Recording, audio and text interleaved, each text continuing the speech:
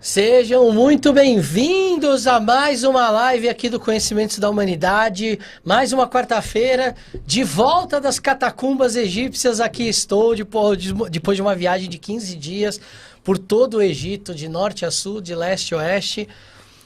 Visitamos lugares incríveis lá, realizamos rituais dentro de templos egípcios. Olha aí, o templo mais sagrado do Egito, que é o templo de Ábidos, o templo de Osíris, onde os faraós presidiam os rituais secretos. Fizemos lá um ritual dentro do Sanctus Sanctorum do templo. Foi incrível, foi uma viagem muito bacana. Lembrando que a gente tem outra agora no fim do ano para o Peru, que a ideia é repetir essas vivências lá. Já tem algumas coisas conversadas lá também para que a gente possa repetir e não só fazer aquele roteiro tradicional de Machu Picchu. Olha, aprendi agora que se fala Machu Picchu, porque Picchu é outra coisa lá na língua. Então, Machu Picchu e Lima e Cusco, a gente vai conhecer também as pirâmides que ficam no norte do Peru, que são chamadas de huacas. São vários sítios arqueológicos com museus e tudo. Eu tenho mais algumas novidades para vocês que eu quero rapidamente passar para a gente não perder muito tempo aqui da nossa live. Primeiro, turma nova da Enismon aberta, é a última turma que eu tô abrindo durante um bom tempo, porque é o último dia de semana que eu tenho para dar aula, não tenho mais dia. A gente abriu uma lista de espera até segunda-feira agora, e aí a gente agora abriu para as pessoas que estavam na lista de espera para se inscreverem. A escola eu abri algumas vagas a mais, para essa turma vão ser 80 vagas, mas a gente tinha 400 pessoas na lista de espera.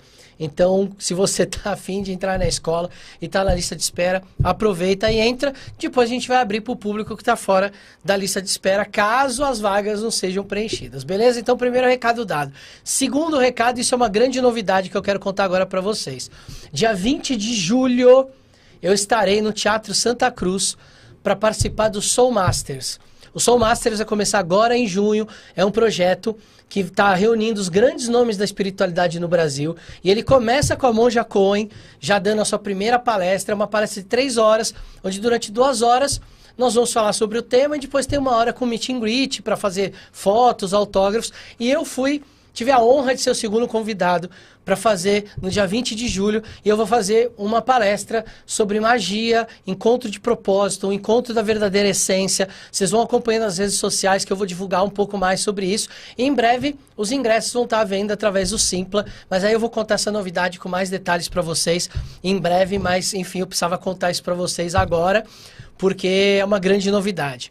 Vão ter outras novidades aí em breve, tem um projeto do Pergaminho Vermelho 2 que está para sair, em breve vocês vão ter aí uma oportunidade de participar do projeto também. O livro de tarô está quase pronto para ir para a editora, então esse primeiro semestre aí a gente tem muitas coisas legais acontecendo e teremos a inauguração da sede da Enismon também aqui em São Paulo em breve. Também quando for ter a inauguração eu vou avisar vocês. Bom, passei rápido aqui pelos recados para não enrolar demais, mas ao longo dos dias aí eu vou falando aqui mais no YouTube e vou falando mais também no Instagram sobre essas novidades que a gente tem para o CDH. E amanhã nós vamos ter um post muito especial. O canal fez hoje, exatamente no dia de hoje, os Conhecimentos da Humanidade faz 10 anos de YouTube.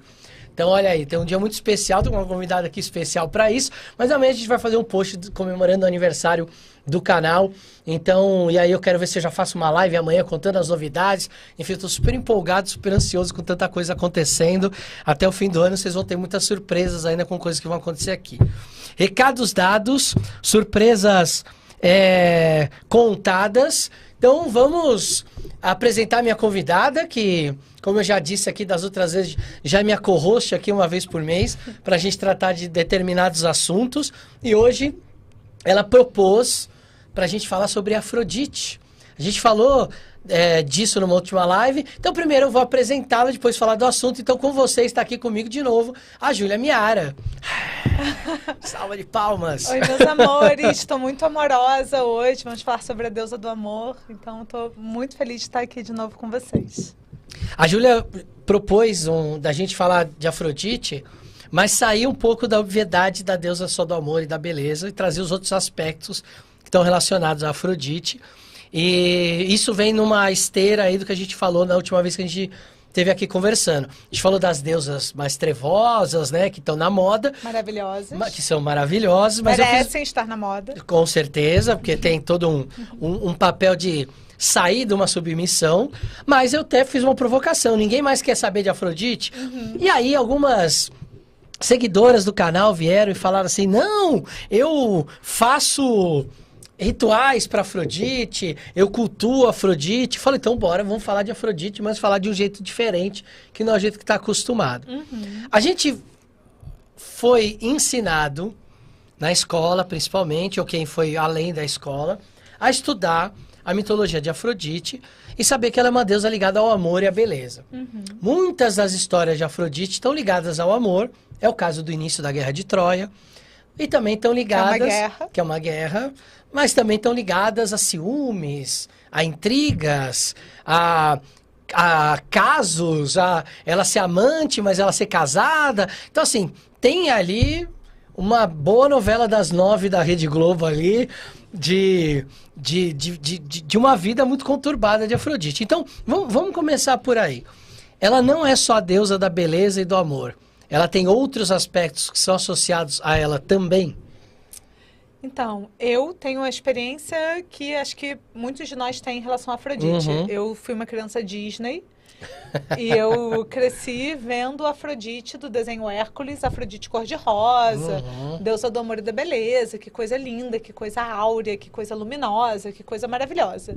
E aí, para minha surpresa, né, no começo da minha vida adulta, eu me deparei com a Afrodite grega, né, a Afrodite roots, digamos assim. E ela é a deusa do amor. Ela é a deusa do amor e a beleza. Só que o amor e a beleza não são coisas tão áureas, tão rosas, tão douradas, tão lindas e assim, né?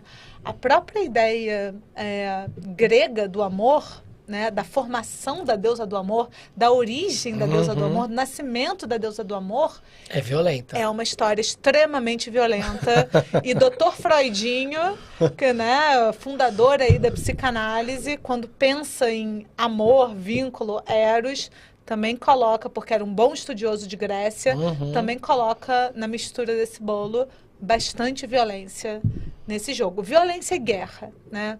Então, eu acho que quando a gente pensa numa Afrodite não caricatural, não estereotipada... Ou fruto do movimento romântico. Pois é, fruto de um movimento romântico no sentido de ser uma moralização da experiência amorosa, né? Quando a gente pensa nessa Afrodite, realmente a gente vai se decepcionar. Porque se a gente for estudar a Afrodite hesiódica, dos textos de Hesíodo, a Afrodite de Homero e a Afrodite dos hinos homéricos, a Afrodite grega, a gente vai ver uma deusa que é sim deusa do amor e da beleza, mas também é uma deusa da violência e da guerra. E aí o que a gente quer dizer com isso? Vamos começar pelo nascimento violento dela. Vamos. Então vamos lá. Porque isso talvez já dê uma pista de por que ela vai se relacionar mitologicamente, simbolicamente com Ares, mas que também tem um marido que é Hefestos. E aí como é essa polarização entre os dois, mas assim, ela nasce de um ato de violência, ela nasce de uma castração. Ela nasce de uma violência genital. Olha aí. Né? Não é qualquer violência. Então vamos lá. De um filho com o pai ainda. Vamos para essa história? Bora. Então pronto. Vamos falar de Cronos. Vamos falar de Gaia antes de falar de Cronos. Boa, vamos. Gaia, né? Ou Geia. Depende da tradução. Eu prefiro Gaia, acho mais lindo. Gaia, ela é uma deusa da primeira geração de deuses. Então, vejam a conversa que a gente teve ali no canal da filosofia, né? Mas Gaia é uma deusa da primeira geração de deuses que ela nasce espontaneamente, ela é uma deusa autóctone que nasce do caos. O caos, ele é tanto a condição de possibilidade para a existência de tudo, em outras culturas é o abismo, são as trevas, é a noite, no início de tudo havia o caos, é uma fórmula bastante comum, mas Gaia, ela é uma deusa, então, autogerada. né? O caos, ele não é um deus personificado e ele também não tem uma consorte cósmica, ele é meio que a condição para que tudo nasça. Então, Gaia nasce junto com outros deuses, junto com Nix, a deusa noite, Erebo, Tártaro, quem mais? Eros, claro, nosso protagonista da conversa Falamos de antes. agora há pouco deles. Exato. E aí, Gaia nasce, e Gaia, ela é uma deusa mulher, mas ela não é uma deusa antropomórfica. Ela é literalmente o corpo do planeta. Ela é o planeta Terra, gente. Caso vocês não saibam, o nosso planeta é o planeta Gaia, né? E aí ela nasce, maravilhosa, incrível, tudo bem. E aí Gaia cria um filho por geração espontânea, também não é uma união amorosa com outro deus, não é uma criação sexuada. Ela cria partenogenicamente um filho que é igual a ela, porém oposto, que é o deus Urano, o deus céu. E Gaia e Urano, num primeiro momento, assim, dessa teogonia, dessa história do nascimento e da origem dos deuses e do cosmos, Gaia e Urano estão vivendo um casamento sagrado. Um hierogamos. Eles estão em lua de mel, digamos assim. O céu e a terra. O céu e a terra namorando continuamente, né? E ele chovendo sobre ela. Exatamente. As metáforas, né, são lindíssimas, né? Mas é algo bem erotizado, inclusive. Eles estão apaixonados, eles estão ali envolvidos, eles estão numa relação contínua, né?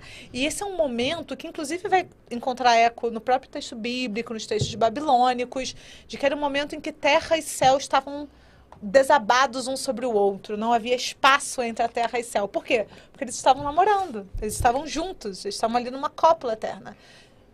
Gaia começa a conceber, ela é a deusa terra, então ela é fértil, e ela começa a conceber, ela fica grávida, só que literalmente o Urano não sai de cima dela, então ela não consegue dar à luz, ela não consegue parir os seus filhos, e a portentosa Gaia geme em angústia, não mais em prazer, né?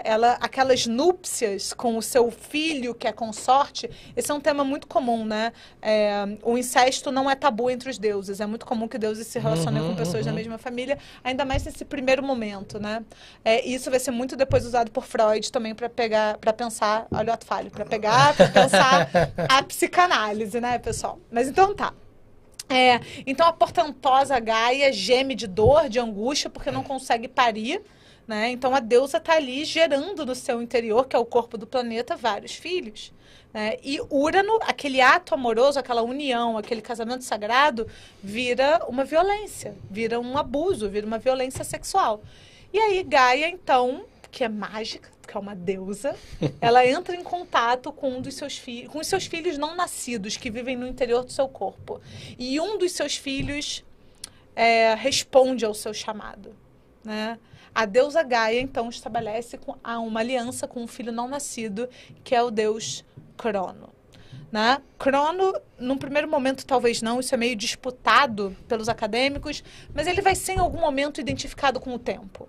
Ainda que num primeiro momento ele não seja exatamente a dimensão do tempo cronológico, percebem? A ideia de crono fala de cronologia, ele vai ser identificado com o tempo, e Gaia forja no interior do seu corpo, porque ela é uma deusa terra, tem ali os minérios, pedras e sei lá o que mais tem no interior da terra, ela forja uma foice dentada. Gente, fiquem comigo, a gente já vai chegar em Afrodite. Ela forja uma foice dentada.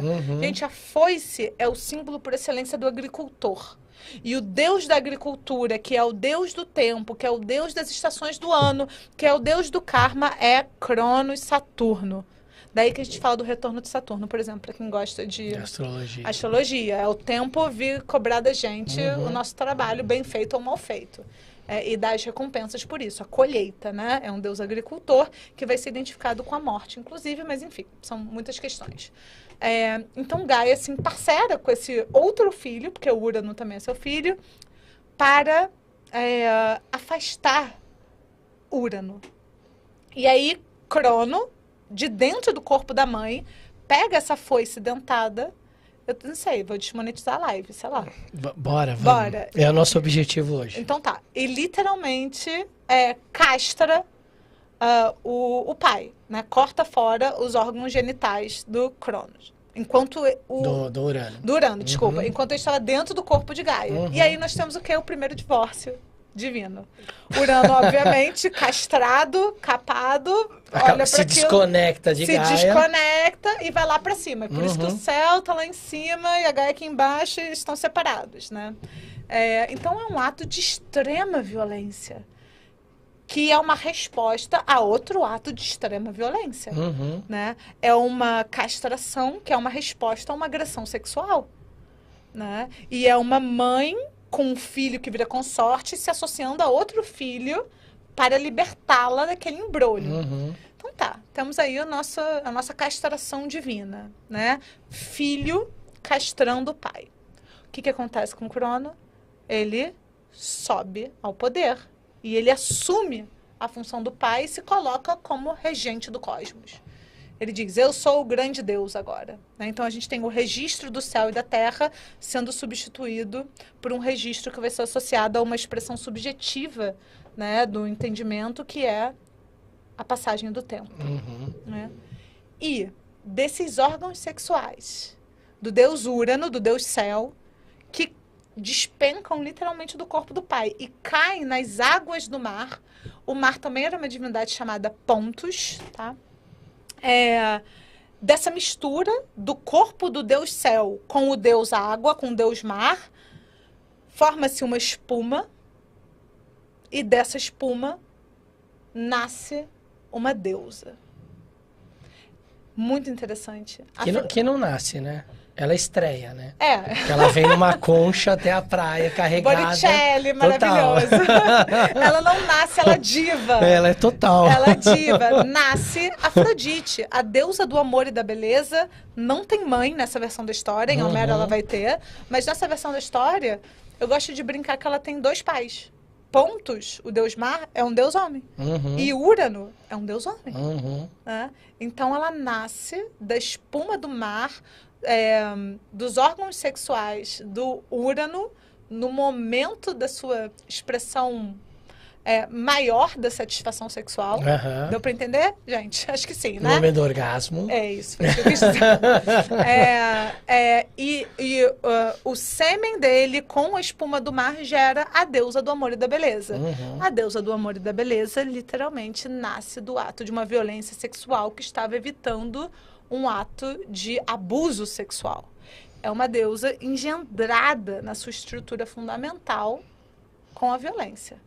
Mas ela nasce linda e bela e poderosa, como disse Woody Allen, poderosa Afrodite, adulta, cabeluda, lindona, do mar, todo aquele simbolismo, as conchas e as aves marítimas e os ventos, aquela coisa linda, nasce adulta. E na medida, isso está nos hinos homéricos, pessoal, e na medida em que ela sai das águas do mar e caminha sobre a terra, por onde os seus pés tocam, a relva cresce, a natureza exubera e os animais que a contemplam, cada um vai para um canto amar.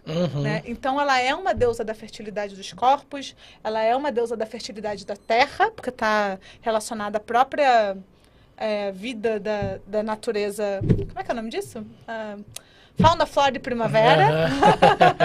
Ela está relacionada, então, à sexualidade dos animais, à fertilidade da terra, à fertilidade dos corpos, o erotismo, inclusive a fertilidade e o erotismo dos deuses. Afrodite, ela é uma deusa que nessa versão do mito, tem outra, tá? E o pessoal vai brigar comigo, vai falar, você não falou isso aqui. Não, eu sei que tem outra versão do mito, pessoal, eu sei. Mas nessa versão do mito, que é a que mais instigou o imaginário dos artistas, Afrodite, ela tem um tipo de poder que submete, inclusive, Zeus. Zeus, né, ele se curva frente ao poder afrodisíaco ou ao poder erótico. Até ele não consegue oferecer resistência a Afrodite. As únicas divindades que oferecem algum tipo de resistência a Afrodite são Hestia, Ártemis e Atena, que são as deusas virgens, as deusas púdicas, né? É outra história. Então a gente tem, vamos lá, pegando essa história, a gente está dizendo que em algum grau o amor tem uma violência ali por trás dele. A gente tem na mitologia grega depois que a Afrodite já está estabelecida, ela começa a ter um caso com Ares. Ela casa com Hefestos, que é, para quem não lembra, Hefestos é um deus ligado à forja, vivia lá no fundo de um vulcão, um deus coxo, né? Ou seja, ele era manco, mas ela casou com ele, mas ela tinha um caso com Ares. Ares, o deus da matança personificada, né? Um deus de uma... Eu sempre digo que o Ares, ele é o deus da guerra no campo de batalha, enquanto a Atena é a deusa da estratégia da guerra, né? Ela que planeja, ele seria o executor ali, ele seria o cara que vai pro campo de batalha. Tanto é que Aquiles, né, na guerra de Troia, ele clama por Ares, né? Para executar a morte ali personificada, a carnificina. Até porque o afeto que mobiliza ele é a cólera, É, né? a cólera. Ela, então, a gente poderia dizer que Hefestos, como um cara que trabalha com a forja, ele seria um aspecto de construção do relacionamento, estabilidade de relacionamento, e que o Ares seria o impulso, a impulsividade, o desejo, a vontade, e que é por isso que esse amor vai transitar entre uma energia de estabilidade, de progresso, de construção de algo sólido, como é o trabalho de uma forja, mas também esse amor, ele precisa do desejo, ele precisa da impulsividade, ele precisa do movimento. E ela é essa característica, e por isso que ela transita entre os dois. Dá pra gente fazer essa analogia? Olha, dá para fazer. Eu acho que tem eu acho que as coisas na mitologia grega, elas não são randômicas e aleatórias, elas têm um sentido. Então, se existe um casal tão improvável na mitologia grega quanto Afrodite e Ares. Hefesto, Ares é provável, muito provável, né? Tem um motivo. Mas vamos lá. Então, vamos explorar um pouquinho essa constelação, né, de relações da Afrodite. Esse triângulo amoroso. Esse triângulo amoroso, né? Então, assim, a gente está falando do nascimento dela. Ela nasce adulta, nessa versão do mito, linda, maravilhosa. Tem uma outra versão do mito que ela tem uma mãe, que é uma ninfa chamada Dione e tal. Mas nessa versão que é a mais famosa, ela nasce adulta, maravilhosa. E ela vai carregada por pombas e aves até o Monte Olimpo. E todos os deuses a recebem de pé, completamente encantados e embasbacados, porque ela é literalmente a personificação da beleza e do amor e do erotismo, né? Como é que a Afrodite vai se encontrar casada com... E aí, gente, sempre importante deixar claro, essa leitura da mitologia grega é uma leitura profundamente violenta, agressiva e capacitista, tá? Mas como é que a Afrodite vai se encontrar, então, casada com um deus que é, dentro do panteão olímpico, o único deus que não é considerado belo?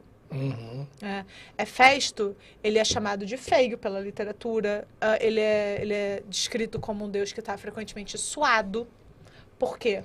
Porque ele é peludo, assim, vários valores que não são os valores da estética grega, né? Porque ele é um deus que trabalha, ele é o único deus que trabalha. Coitado. Ele é a imagem do trabalhador. Ele é o trabalhador. E ele é o quê? Ele é o único deus que tem uma deficiência física. Ou seja, ele não é perfeito. Ele não é perfeito. Ele não é belo. Não é belo. Ele não é aquela coisa que a divindade tem como... parte do seu âmago, né? De ser belo e perfeito. Exato. Né? E quando a gente pensa assim antropologicamente, a função a função não, mas a criação dessas narrativas, o Hefesto está justamente representando a classe trabalhadora. Ele é um deus relacionado a tecné. Ele é um artesão, ele é um artífice, ele é um construtor, mas ele também é um artista. Ele também se ocupa do belo. Nesse sentido, vejam ali a conversa que a gente teve sobre Eros, ele parece um pouco com Eros. Com o Eros platônico, adolescente, porque ele não é belo, mas ele reconhece a beleza. E ele se associa à beleza, né? Mas ele mesmo ele é deficiente, né? O Hefesto, ele é uma pessoa com deficiência, no caso, um deus com deficiência. E como é que acontece, então, essa união improvável? Afrodite, ela não se apaixona por ele. Ela protesta contra essa união. Ela se vê forçada a se casar com Hefesto. E aí, simbolicamente, é muito interessante. O seu verdadeiro amor, né, aquele que é o amante que ela deseja, é a Ares. Então, essa leitura do amor grego sugere que tem algo no amor muito mais relacionado a uma violência constituinte, porque Hades, não sei se eu falei Hades, Ares. Porque Ares, ele é um deus sanguinário. Ele é um deus que goza na violência. No campo de batalha, ele aumenta 20 vezes de tamanho. A sua voz fica muito alta. Ele é um Deus que se alimenta e literalmente cresce. Com a violência. Com a violência e com o derramamento de sangue. Então, ele é um Deus odiado. Ele é odiado pelos próprios pais. Ele é odiado por todo mundo. E ele é amado por Afrodite. Atena não é a deusa da guerra. O pessoal põe a guerra na conta dela. Atena é a deusa do poder político imperial. E para você expandir um império, você tem que fazer guerra. Então, guerra é uma consequência inadequada. Você falou que Atena é a deusa da estratégia e Ares é o deus da guerra. Eu gosto de falar que Atena é a deusa, assim, dos políticos velhos, brancos, que pensam a guerra.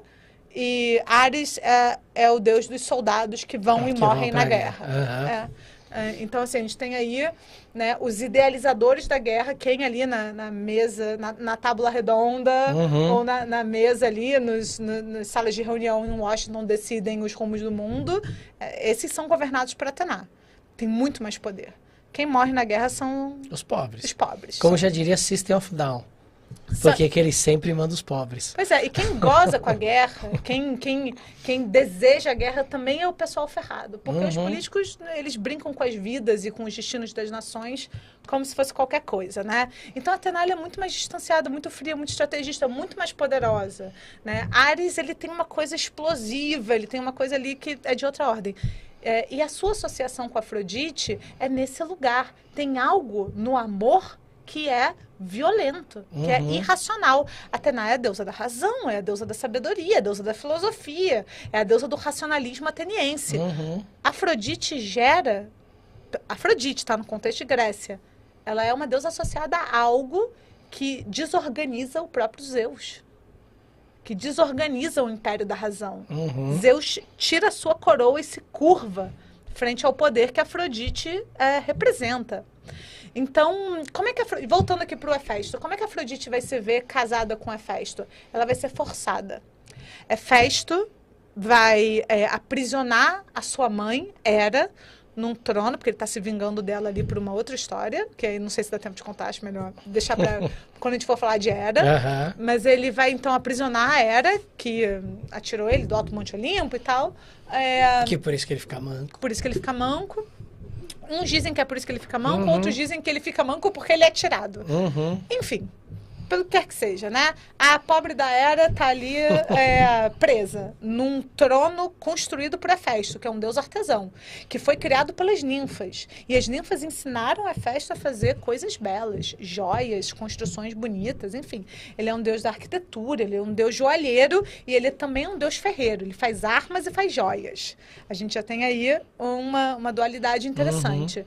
E aí os deuses vão tentar convencer ele a libertar a mãe, ele não vai libertar, e aí Zeus vai falar, quem conseguir libertar a Hera vai se casar com Afrodite. Ares é o primeiro a se candidatar. Ares vai lá e fala, olha, eu quero casar com Afrodite, eu mato todo mundo. Pois é, quando ele chega para falar com Hefesto já joga em cima dele um monte de lava vulcânica, um monte de ferro derretido, e Ares sai correndo.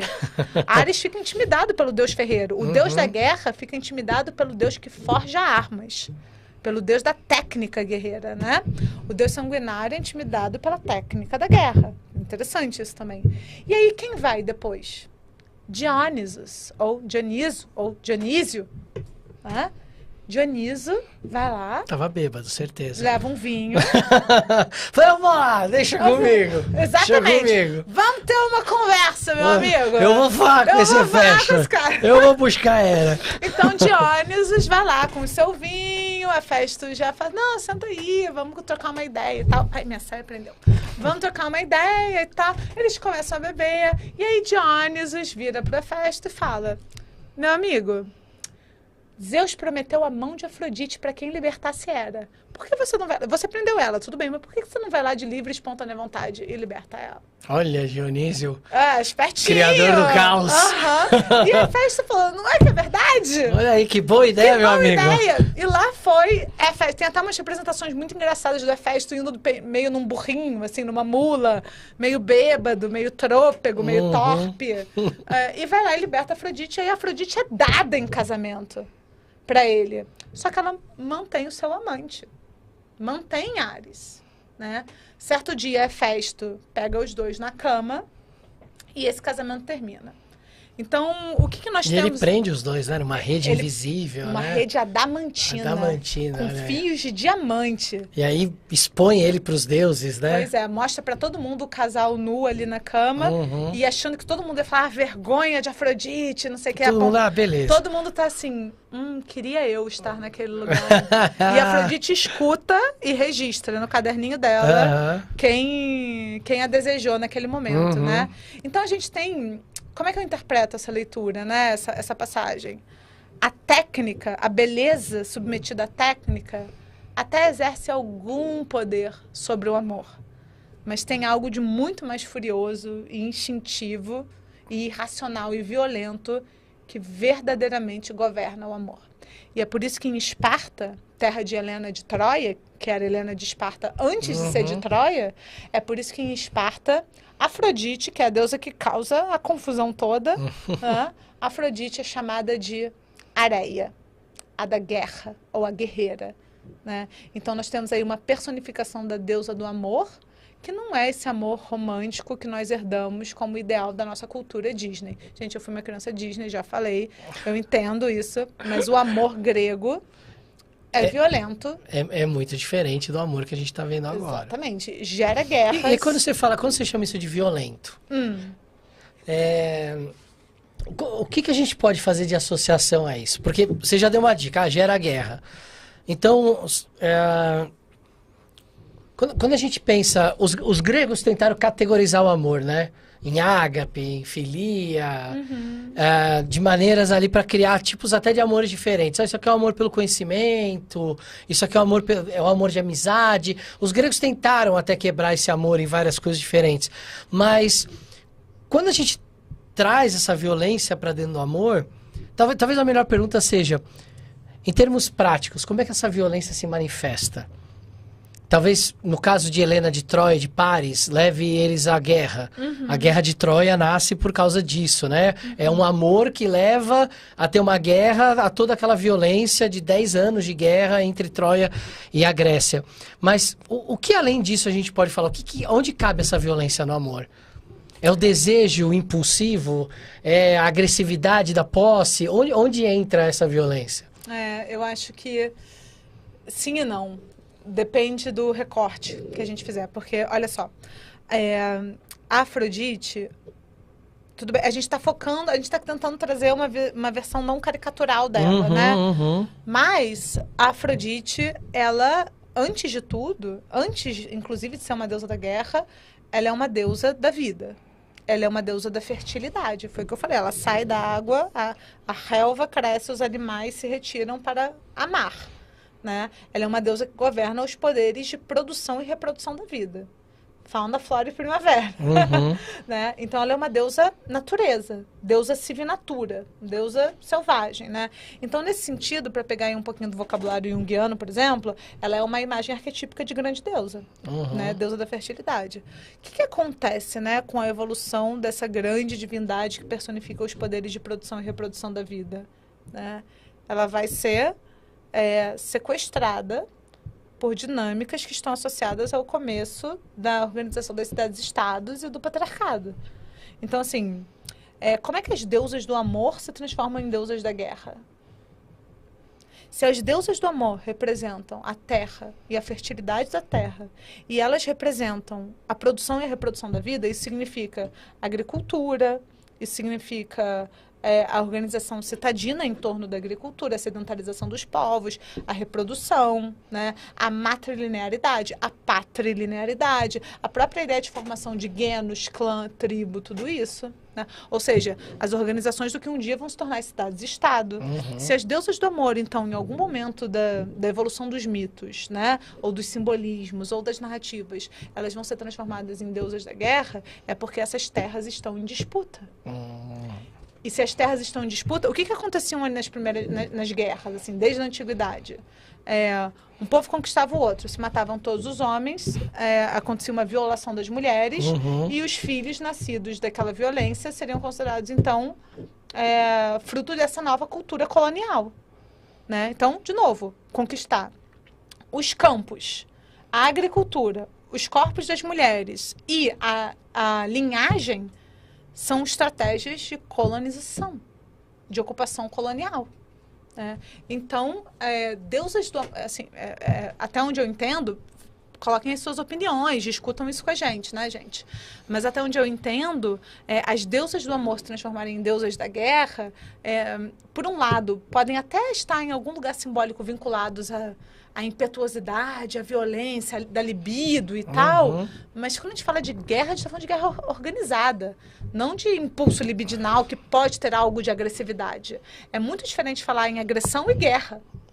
Né? Guerra é guerra organizada. Então, Afrodite... Por que a Helena de Troia é chamada de Afrodite? Ela é mimesis de Afrodite, ela é a Afrodite estrangeira, ela é a cópia de Afrodite, ela é a imagem de Afrodite na Terra. Por quê? Porque o poder representado por Helena, que era herdeira do trono espartano por matrilinearidade, vai ser disputado entre Ocidente e Oriente. E se ela é rainha de Esparta ou princesa de Troia, isso define o rumo do mundo. Isso é uma guerra entre patrilinearidade e matrilinearidade, entre Ocidente e Oriente, entre o direito dessa mulher de escolher ou não o seu consorte e a sua subordinação ao Império Micênico, representado por Menelau e Agamenon. Né? Então, deuses do amor, a gente tem que sempre pensar nisso. A reprodução... O Joseph Campbell fala isso, né? Uma das primeiras magias, né, das expressões mágicas do pensamento humano é a magia dos corpos femininos, que é a magia da criação da vida. Da vida então, sendo gerada ali. Exato. Então, se essas deusas da criação, da fertilidade estão sendo operadas numa função de guerra, muito provavelmente nós estamos falando de disputa territorial e de imposição de patrilinearidade. E de estupros coloniais também. Então a gente não está falando de um amor romântico, produto do romantismo, que eu te amo porque você é linda, maravilhosa. É quase uma questão de sobrevivência. Até porque a Afrodite, mesmo quando amava especialmente Ares, ela tomava outros amantes. Ela não era uma deusa submetida a uma organização matrimonial monogâmica, por exemplo. Né? Ela representa o amor de um vínculo mais selvagem mesmo. Algo que se coloca de uma maneira mais insubmissa, não tão domesticada. A deusa que vai representar o pacto matrimonial sob a lei civilizacional do casamento é Hera. Mas aí a gente fala dela outro dia também, porque é muita coisa, né? Tem uma pergunta aqui, bacana, do Alan Paliano, que é o nosso católico, aí para quem conhece, que ele pergunta o seguinte: a estética e a beleza são centrais em Afrodite. Qual o papel da beleza como experiência espiritual? Nossa, que pergunta boa. Ele está aprendendo, Não, são ótimas perguntas. Gente, então, eu sou platonista, né? Então eu vou sempre trazer Platãozinho aqui para nossa discussão. O Platão, por exemplo, e aí... Léo, dá seus 2 centavos também, tá? Porque eu tô aqui falando sem fim. Mas o Platão, por exemplo, ele vai falar que... dentro da teoria das ideias, que uma das ideias supremas, né, uma das ideias mais elevadas, ou uma das formas mais elevadas, metafísicas, extrasensoriais, transhistóricas, é a ideia da beleza, do belo e do bem. Inclusive, o belo e o bem, eles se misturam, né? Os gregos, inclusive, é um lema da aristocracia grega, né? O kalos kai agathos. O belo e o bem, ou o belo e o bom.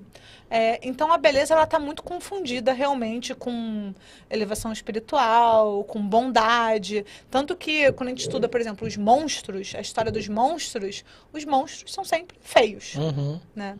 Só que, em algum momento, isso vai ser questionado pelo pensamento ocidental e falando aqui de pensamento grego.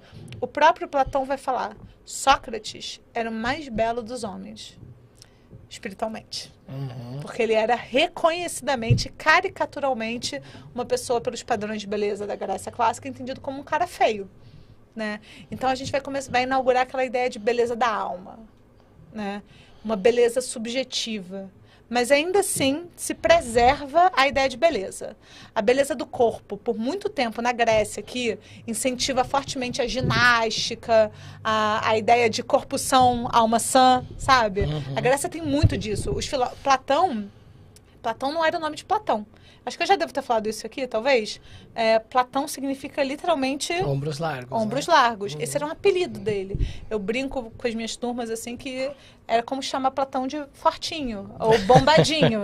Né? Porque o ideal da beleza do corpo era identificado com a beleza da alma. Isso vai começar a ser desassociado de tal modo que, por exemplo, no cristianismo tardio, o abandono do corpo, a sujeira e a feiura, muitas vezes vão ser um sinal de santidade. Que vai herdar esse pensamento do platonismo também, né? Vai, mas é uma coisa às avessas, quase, né? Porque aí o corpo e o mundo vai ser identificado como mal, que não é exatamente algo platônico, mas herda um pouco do Platão, né? Uma hierarquia entre corpo e alma. Então, assim, para tentar responder, beleza... A ideia de beleza vai estar sempre associada a uma elevação espiritual, a uma bondade, a uma conexão com uma dimensão superior, a um atravessamento, a um toque divino, algo nesse sentido. Agora, que tipo de beleza é essa? Isso vai variar de cultura para cultura. Beleza do corpo, beleza da alma, beleza das ações, beleza associada a um código moral específico. Nem sempre essa beleza vai ser do corpo, apesar de que continua sendo, sei lá, meio que também, né? A beleza do sucesso, a beleza se o corpo tá legal porque tem sucesso. Uma certa teologia da salvação, da graça também, né? Outra pergunta aqui do Alan. Como ele é um membro do canal, vou dar preferência para as perguntas dele. Vamos lá. Quais tipos de amor Afrodite representa? Existe algum tipo de amor que não faz parte do domínio de Afrodite? Difícil essa, hein? Ai, difícil, porque não sei, acho que não, porque a Afrodite, ela preside sobre o amor, assim, ela é mais tradicionalmente vinculada ao amor misturado com a dinâmica da sexualidade, do erotismo, etc. Né? Mas ela também é... Quando a gente fala do ágape, por exemplo, que é um amor pela humanidade, uma coisa desapegada, entra no domínio de Afrodite? Ai, não sei, porque eu não acho que ágape é uma coisa muito grega. Já é tipo Grécia nos seus... No finalzinho. No finalzinho, assim, já tá... Já estamos morrendo, vamos inventar aqui. Acho que a ágape é uma parada muito mais, assim, cristianismo primitivo e... vai ser um afeto, digamos assim, que vai ser corporificado muito mais em outra cultura. Talvez a palavra seja grega, mas eu acho que a Grécia já estava ali, já tinha perdido a sua autonomia política, a sua identidade já estava toda esparsa, a própria religião olímpica já estava perdendo credibilidade mesmo, assim. Eu acho que esse amor universal não é uma coisa grega. Assim, talvez a gente ainda tenha na Grécia uma ideia de um amor comunal. E a gente tem a ideia de universal, mas é uma ideia platônica, que é muito diferente, que está vinculada à teoria das ideias.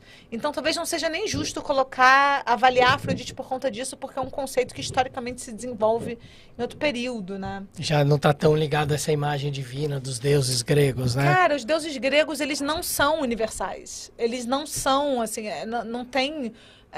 eles são particulares, eles são antropomórficos, eles são atravessados de afetos, eles são individuados, né? A própria ideia de universalismo, que é uma ideia mais platonista, ela vai ganhar força mesmo no cristianismo, e a gente já está falando de outra coisa, né?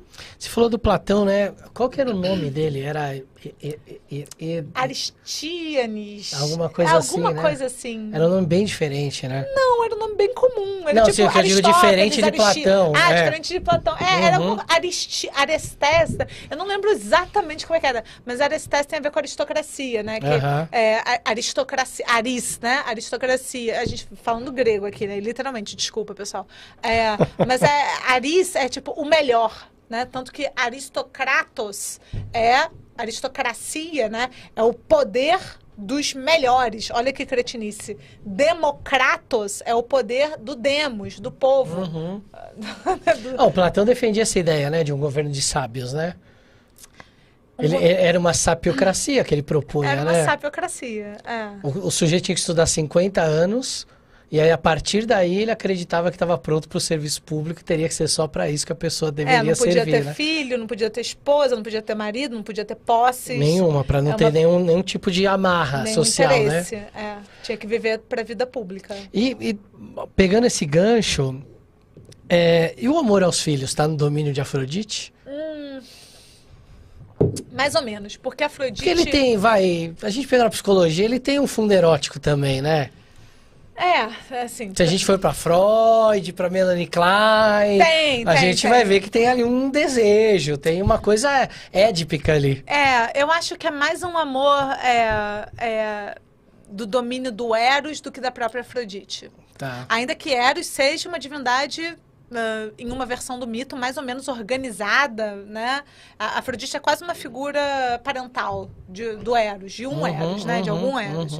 Mas então, Afrodite, ela é uma deusa, como boa deusa, boa imagem arquetípica do arquétipo da grande deusa da fertilidade, ela é mãe, né? Ela, inclusive, é mãe de Enéas, que vai sobreviver à Guerra de Troia e depois vai fundar Roma. Então, ela é mãe. Né? A gente não costuma pensar que era um muito troiano, nela. Enéas. Exatamente. Isso que é muito legal, ele era troiano. Roma não é... Ela começa a guerra do lado dos gregos, lá o Paris vai lá, me elege como a mais bela que eu te dou, Helena, e no final ela é mãe de Enéas, que é o cara que foge com a espada de Troia para fundar Roma, depois uma das versões. Não, ela total prefere os troianos, e tem gente que fala, inclusive, que Afrodite não é uma deusa grega. Ela é uma deusa estrangeira que vai ser... Pode ser, né? Tanto é que a cidade de Éfeso...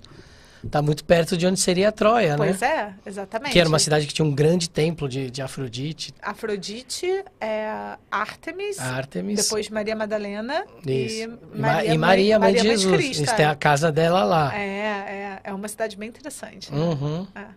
Mas, então ela é mãe, ela cumpre de alguma forma essa função de gerar, de reproduzir e de parir, só que ela não cumpre a função materna. Ou seja, ela gera e pare, mas ela não cria os seus filhos.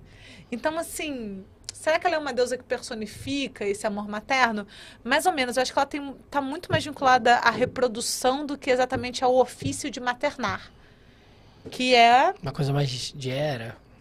Não numa era inicial, mas de que a era acaba tomando essa... Acho que Deméter é uma grande mãe aí, né? A Hera também tem filhos, mas também fica meio nas sombras em relação a esse maternar. Eu acho que Deméter é uma deusa mais bem assim. materna. A posição dela com Perséfone, a história toda, os mistérios de Eleusis. Que é mãe, uma deusa mãe. Uma né? deusa mãe. Que também é uma deusa agricultura. Afrodite é uma deusa fertilidade, mas eu acho que assim, a função dela meio que se interrompe ali no momento de gerar e dar à luz. Criar aqueles filhos... Ela vai proteger o Enéas em algum momento, vai se meter lá na Guerra de Troia, mas ela não é tipo uma mãezona, assim. Se a gente fizesse talvez uma analogia, né, respeitando essas diferenças, mas pegar uma mitologia iorubá como se a gente estivesse falando de Oxum e Iemanjá, né? Isso. Eu acho que é uma boa analogia. Né? E tem muitas deusas do amor que estão um pouco nesse lugar, né? Se a gente for sair um pouquinho da coisa da Afrodite, a gente falou na última live, né? De Inanna, Ista... Isis, Astarte, Asherá. Todas elas compartilham um pouco. E curiosamente, todas elas... em algum momento vão ser identificadas com a estrela que a gente chama hoje de estrela Vênus, ou estrela d'alva.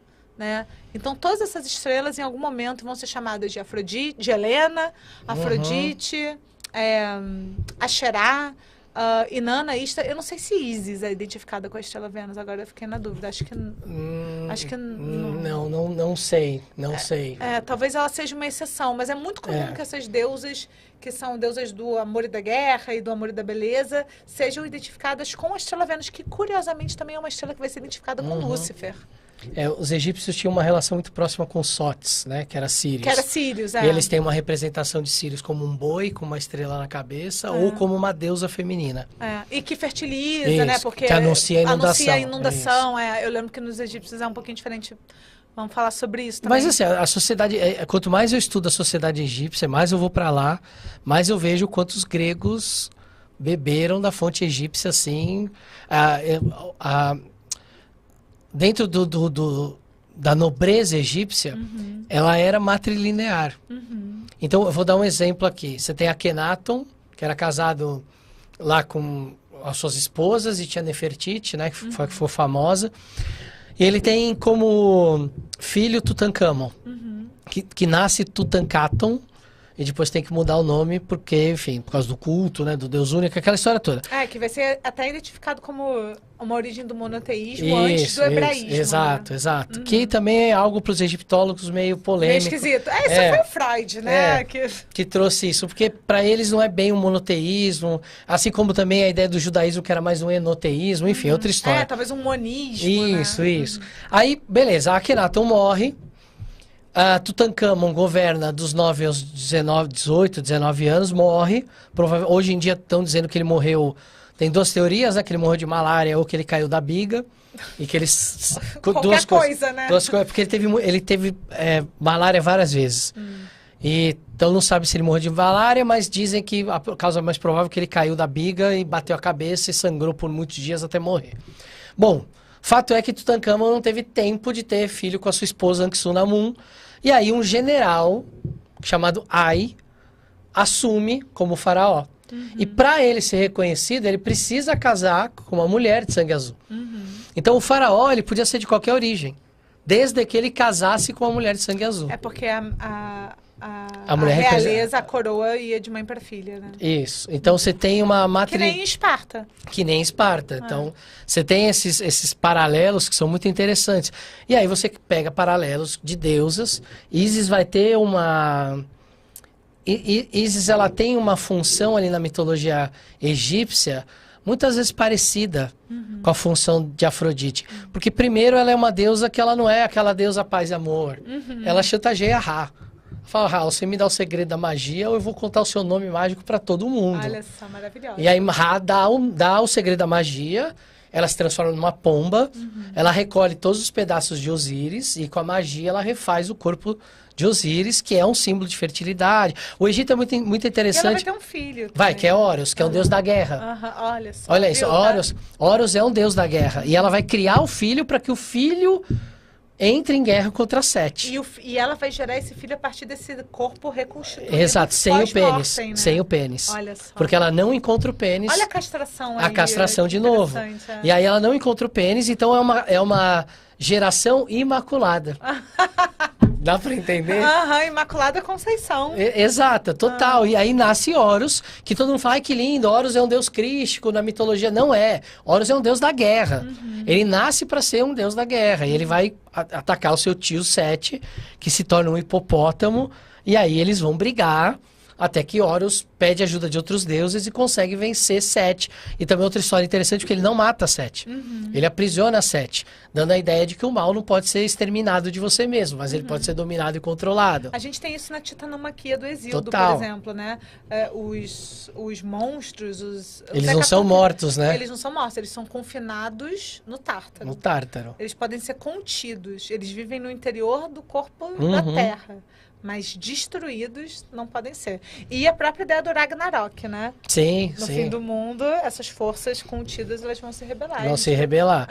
E isso é muito legal quando você começa a entender, né, que os egípcios iam estudar, os gregos iam estudar no Egito, né? Talvez até o nome Platão seja um apelido que ele ganhou lá. O nome Pitágoras a gente já desconfia fortemente que é um nome iniciático, com certeza, né? Com certeza. Então, o Platão falou, os gregos são crianças perto dos egípcios. E aí quando a gente começa a estudar e vendo essas coisas que vão confluindo, é muito interessante ver essas relações, né? Isis acaba tomando esse poder de ser uma deusa que se torna uma deusa da magia. Em determinado momento da história humana, ela se torna a deusa mais cultuada. A gente tem templos, ruínas de templos de Afrodite na Inglaterra, na França, na China. De Afrodite? De Isis. De Isis, olha aí. Você acha que ela é uma deusa alquímica? Eu acho que ela é total, assim como a Afrodite também é. Tem um aspecto de Afrodite muito interessante. Você viu que a gente fez uma virada. Sim, fez aqui, uma virada aqui. Na ilha de Chipre, você tem uma cidade chamada Pafos, acho que é Pafos. E lá era onde tinha o principal templo de Afrodite. Cipriana e Citareia, né? Isso. Ali, porque eles dizem, a lenda diz que foi ali que ela nasceu. Que ela nasceu naquele mar e ela desembocou na praia de Chipre. E aí ela tem uma associação muito forte ao cobre. Então, quando a gente pega na alquimia, Vênus está associada ao cobre. A maioria das pessoas que eu converso no meio mágico, alquímico, fala assim, por que que ela está associada ao cobre? As pessoas dizem, porque é um metal belo. Mas não é por causa disso. Tem a maleabilidade do cobre, então é como se o amor de Afrodite fosse maleável. O cobre é bonito, é brilhoso, como é Afrodite. Mas ele também era usado para as armas. A gente está dizendo aí de uma época que a gente está falando de uma idade do bronze, onde o cobre era muito importante. Olha, que associa com a festa, inclusive. Exato, com a metalurgia. E a ilha de Chipre era onde se encontravam as principais minas de cobre. Então, a extração do cobre era feita lá o tempo todo e, naturalmente, o templo da deusa era todo enfeitado de cobre. Olha só. E aí depois vem a associação da cor verde, a Afrodite, que a gente tem hoje na alquimia. E colares de esmeralda. Colares né? de esmeralda. Porque o cobre oxida e fica verde. Então, você vai criando também, a partir até de casos naturais ali, você vai criando toda uma mitologia em torno dela, né? Uma rede associativa simbólica, né? Total, total. E aí Vênus se torna um grande metal de maleabilidade, de criação. Depois vai ser, né, com o tempo, o ferro vai dominar, com a idade do ferro, com os celtas, aquela história toda, mas ela tem uma força muito grande com relação a isso. Tem outro mito que eu gosto muito que é associado a Afrodite, que é o do vinho. Que... Isso é uma história, enfim, que é contada, talvez tenha virado uma história, mas o vinho ele foi considerado a bebida dos deuses, feito para que ele fosse associado ao prazer aos 5 sentidos. Então aquela história que ele agrada o olfato com o seu cheiro, com o seu odor, com o seu aroma, ele agrada o paladar, talvez esses dois sejam os mais fáceis da gente reconhecer, mas ele agrada a visão pela cor que ele tem. Violáceo, né? E aí a gente precisava agradar também a audição e o tato. A audição, você cria a taça, né? Uma taça de cristal, onde você brinda, onde você tem o som de um cristal, mas precisava agradar o tato. E aí dizem que o formato da taça de vinho é o formato do seio de Afrodite. Olha só. Que aí era o mesmo formato. Então, quando você está tomando vinho, você está segurando o seio da deusa da beleza e se embriagando dessa bebida mística e sagrada que vem dela. Desse néctar, ambrosia, que vem desse corpo sagrado, né? Isso é muito legal quando a gente vai pegando essas associações. E aí, essa história... Desculpa, só uma coisa antes que eu me esqueça. Afrodite, nascida do mar, a gente não sabe até hoje porquê, mas é muito comum nos textos épicos que o mar seja chamado... A gente não sabe porque se era algum fenômeno químico do mar, mas o mar é chamado de violáceo feito vinho. Então, ela é nascida do mar, nascida da espuma... Ela é nascida do vinho também. Isso é interessante. Teve uma... Estava lendo um artigo outro dia. Os gregos não nomeavam a cor azul. Eles acreditavam que o mar seria a cor do vinho. Então não existia o azul. Nenhuma menção ao azul. Nem de céu, nem de... o azul é uma invenção de uma ideia mais moderna. Que incrível. Porque o azul não é comum na natureza. A gente quando tá vendo esse azulzão aqui, mas da onde a gente tirava... O único lugar de tirar a tintura azul era do lápis lazuli, que você tinha que fazer um mineral... Muito vinculado à Inanna, inclusive. Total, né? E era raro, né? Era um negócio fácil, assim, de você achar. Então, os gregos não nomeavam o azul. Você pega todos os textos gregos, pode pegar a Ilíada, pode pegar tudo, textos de Hesíodo, de Homero, não tem o azul citado. Não, é tudo violáceo, violeta, cor de vinho. Exato, então eles associavam a cor do mar a isso. Isso também é interessante. Mano, vou mandar pra você. E isso me leva a uma pergunta que o Felipe Crupelli fez aqui. Um beijo aí pra ele que tá assistindo a gente da Austrália. Arrasou, beijo, Felipe. A mitologia veio para justificar esses comportamentos, essas histórias, ou os comportamentos vieram em decorrência das histórias contadas na mitologia? Quem veio primeiro, o ovo ou a galinha? Mito ou rito, né? Mito ou rito. É impossível de responder isso. Né? Eu acho, não sei. Olha, não vou responder porque eu acho que não tem resposta. Se alguém te disser, é isso com certeza, desconfie de uma resposta desse tipo. Mas assim, o Yuval Noah Harari, por exemplo, que escreveu Sapiens, uma das definições que ele dá de humanidade, de sapiens, né, Homo sapiens, é contadores de histórias. Então ele identifica assim que o começo de uma desenvolvimento do Homo sapiens. Assim, do que diferencia a gente do resto do reino animal seria a nossa capacidade de contar histórias. Ele até fala da fofoca, né? Maravilhoso. A fofoca é uma das ferramentas que potencializou isso. Eu amo essa história da fofoca. Mas qual é a questão? Nós, pro Harari, né? Para trazer assim, um historiador de referência, nós começamos a contar histórias em volta de fogueiras. E o fogo, ao mesmo tempo, ele é um elemento ritualístico, ele estrutura o comum, ele estrutura a organização da cidade, a gente se reúne em torno do fogo e conta histórias. Então, assim, mito e ritos... a gente está falando de maternidade e tal, né? Assim, a mãe nasce quando o filho nasce. Né? A mãe se torna mãe no nascimento do filho, o filho se torna filho porque tem uma mãe. Eu acho que eles são congêneres, assim. Mito e rito nascem juntos, a gente conta histórias e ritualiza, né? Então, acho que... Será que isso não nasce de uma necessidade? Necessidade de quê? Por exemplo, eu estou me sedentarizando enquanto ser humano e eu preciso... Virando agricultor. Virando agricultor. E eu tenho ali alguém que sacou como é que a natureza funciona. Em termos de estação. Isso. E aí ele fala, olha, gente, agora é hora de plantar. Se a gente não plantar agora, vai dar muito errado. E aí vai ter alguém que vai olhar e falar, você nem sabe disso, você tá chutando. E ele fala, então deixa eu contar uma história. E aí ele cria uma narrativa para justificar aquela necessidade. E daí, da criação dessa narrativa, os mitos nascem. Eu acho que a agricultura organizou muita coisa no psiquismo humano, na narrativa, na simbologia. Contudo, como é que a gente vai justificar tudo em relação à sedentarização e agricultura? Não, dei só um exemplo. Mas se na época do Paleolítico, por exemplo, 40 mil anos antes da Era Comum, a gente já tinha... Mas aí podia ser uma mitologia baseada na caça. Eu dei um exemplo agora da agricultura por causa de uma questão de sedentarismo. Talvez a agricultura tenha forçado a criação de mitos de agricultura como Deméter. Mas talvez a gente tenha mitos mais antigos. Como, por exemplo, o mito... Não mito, mas a gente tem os cultos à morte. Pois é, então... E aí você tem que começar a criar história para o que vai acontecer com aquele morto. Dos ancestrais, A gente tem o culto a grande Deus e o culto aos ancestrais mortos são as primeiras expressões, assim, me parece, anteriores ao culto ao pai da horda primitiva. São as primeiras expressões do que a gente pode entender como espiritualidade, né? Narrativas espirituais. Eu acho que é tipo...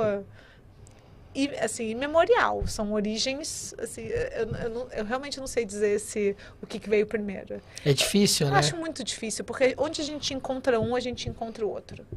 Onde a gente encontra narrativa, a gente encontra rito.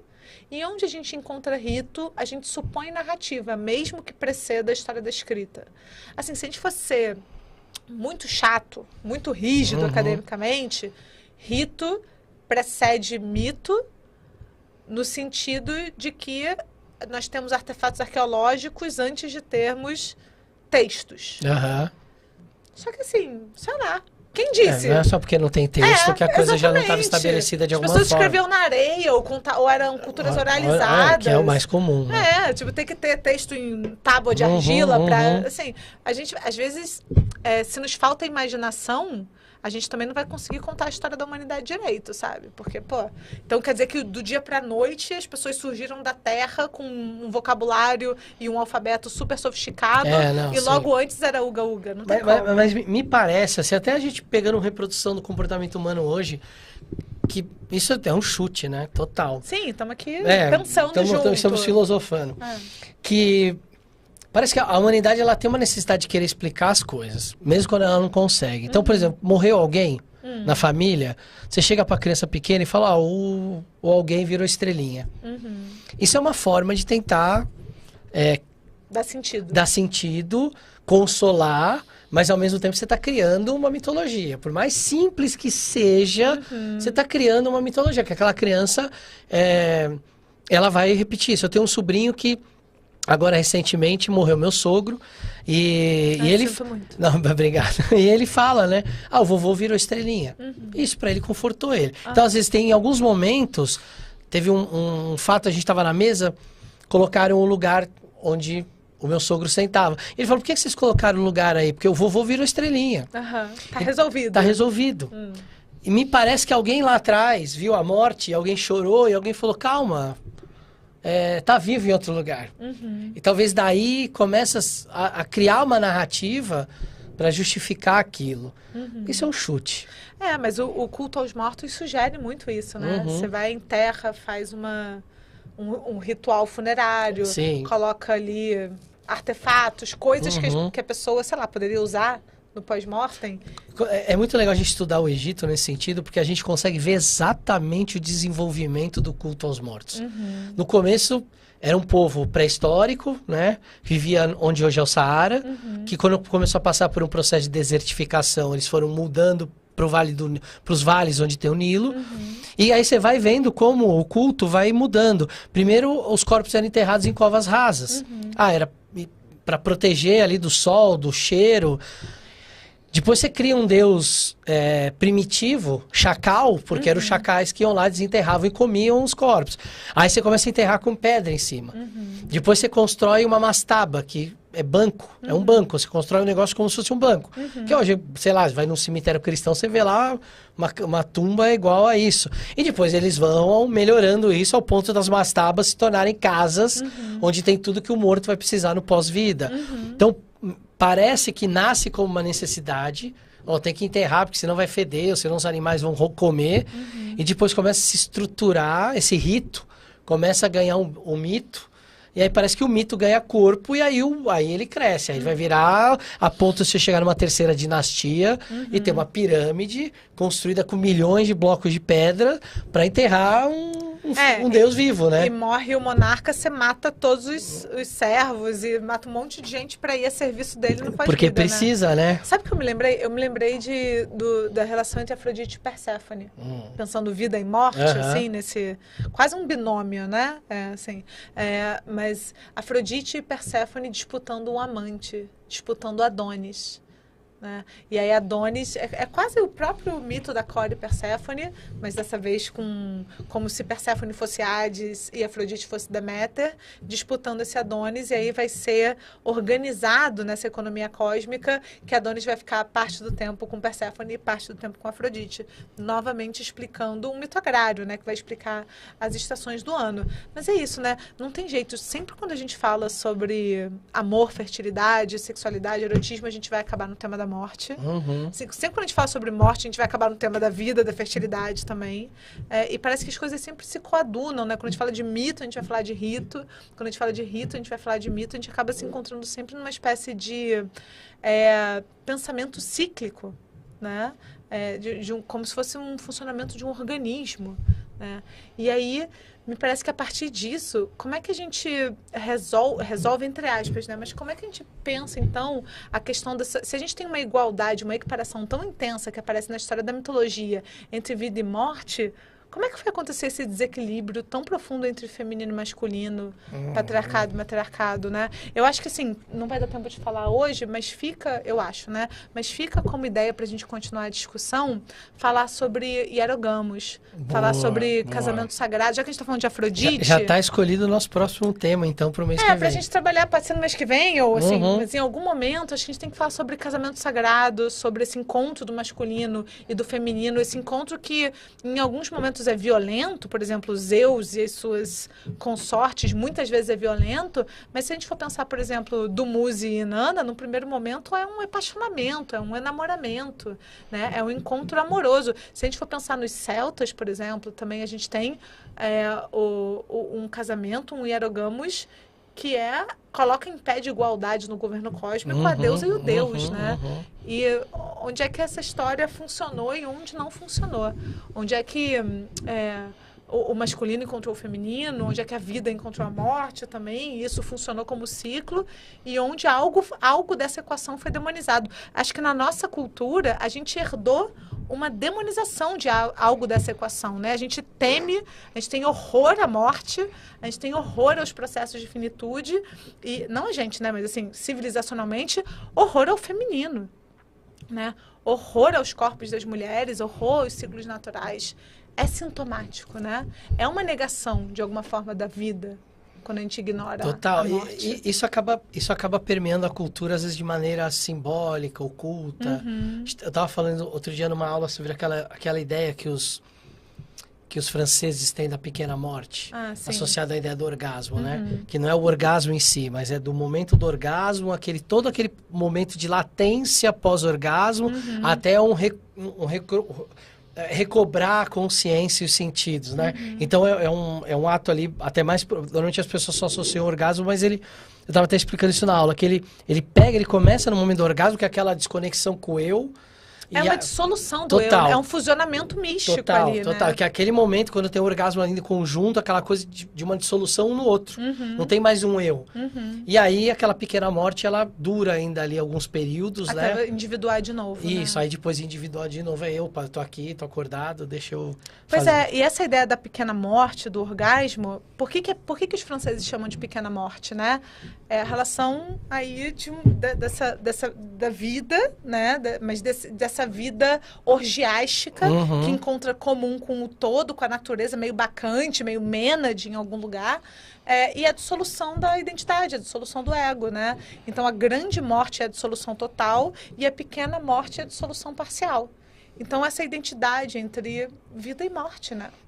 Eu acho que isso está permeado em ritos e talvez rituais que a gente faça no dia a dia. Talvez seja um bom tempo para a gente falar a próxima vez, né? O quanto isso foi tirado de forma consciente, mas o quanto a sociedade continua permeando certas coisas com relação a isso, mas né? de forma tabu, né? É o que a gente está falando na nossa outra discussão. Eros virou um neném. As pessoas, se a gente falar sobre sexo, sobre essas coisas numa live, como essa é desmonetizada, né? É um tema complicado de lidar, assim, né? Total. E, ao mesmo tempo, é o que estrutura a nossa experiência. E, assim, a gente está falando de morte, de orgasmo, mas toda a ideia, por exemplo, da morte mística, da iluminação, da transcendência do ego, da dissolução da identidade. Assim, muitas ideias relacionadas ao meio magístico e espiritualista também são isso. Também são uma certa transcendência de uma condição individuada para um fusionamento no todo. Acho que faz todo sentido. Deixa eu passar mais algumas coisas aqui para a gente caminhando aí para o nosso encerramento. Primeiro, se você tem indicações de livros para a galera que quer ler sobre. Talvez um dos autores mais famosos aqui no Brasil seja o Junito Brandão, que tem bastante coisa de mitologia, mas que mais você pode indicar para o nosso público para estudar mais profundamente a mitologia grega? Junito Souza Brandão, claro. Os 3 volumes de mitologia grega são basilares, fundamentais. Acho que o Robert Graves, Mitos Gregos, A Deusa Branca, assim, os livros dele são um pouco menos acadêmicos, mais ousados, mas são interessantes também.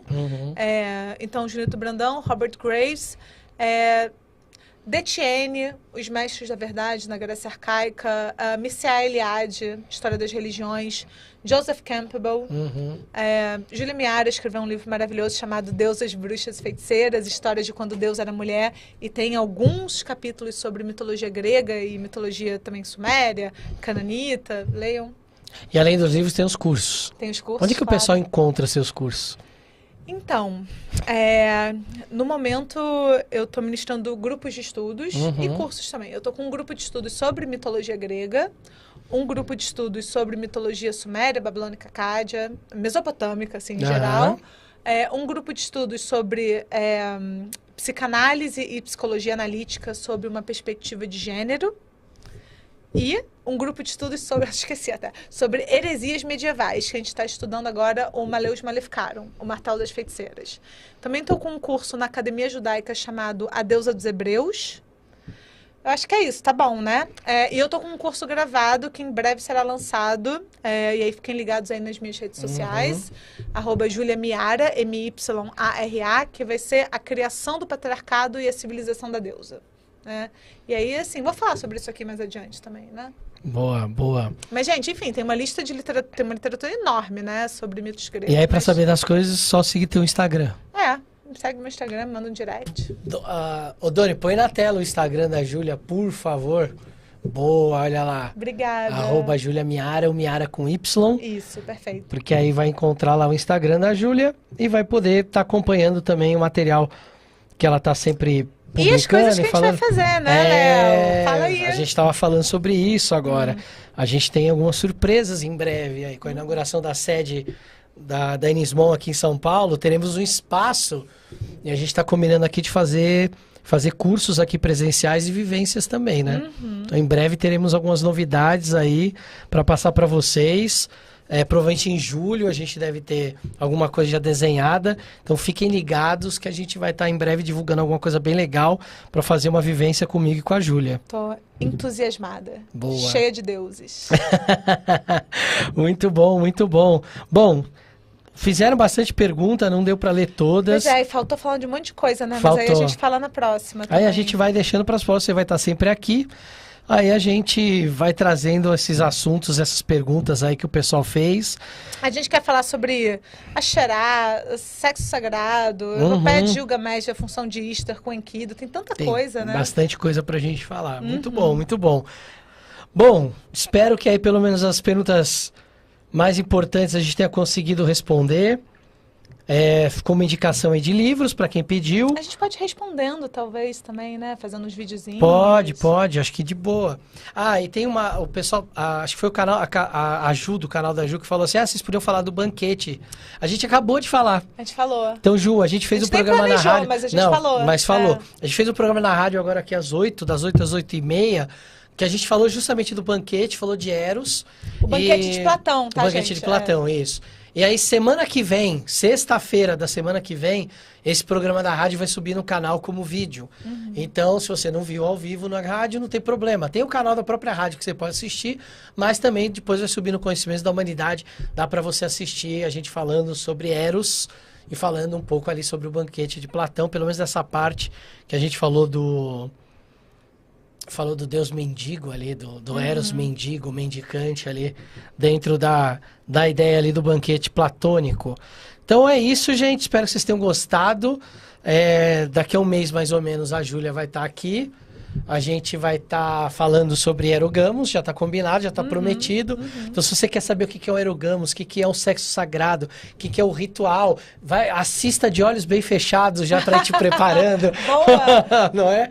Leiam as Brumas de Ávalo. Isso! Assistam o Código da Vinci também, para entender por que a Sophie briga com a avó dela. Vocês vão entender muito do que é o erogamos. Então, fica aí a indicação para vocês nesse período, e daqui a um mês mais ou menos a Júlia vai estar aqui de novo para a gente estar falando sobre erogamos, certo? Certíssimo. Suas palavras finais que sejam, já começamos do amor, agora que sejam de morte no fim da nossa live. A gente sempre volta para esse assunto, né? Né? Sempre, é o que permeia a vida, né? É o ímpeto de criar e de destruir. Então eu vou citar um filósofo grego chamado Heráclito, que ele formulou isso de uma forma que eu acho super linda, que ele diz assim, Hades, para quem não sabe, Hades é o deus dos mortos, né? Hades e Dionisos, o deus bacante da vida, do vinho, né? Hades e Dionisos, por quem as mulheres são loucas e iradas, são um e o mesmo Deus. Olha aí. Muito bom. Olha aí, ficamos com essa frase de Heráclito, aquele filósofo que todo mundo sabe, inspirou o Lulu Santos. Como assim? Nada do que foi será de novo do jeito que já foi um dia. Que é uma adaptação não é possível entrar no mesmo rio duas vezes. Porque você não é a mesma pessoa, nem é o mesmo rio. Tá vendo? Viu? Os Lulu Santos inspirou Heráclito. Eu não sabia disso. Certeza. Não, eu tô inventando provavelmente. Não, mas eu achei genial, achei incrível. Um beijo pra vocês e Beijo, até quarta-feira amores. que vem. Tchau, tchau.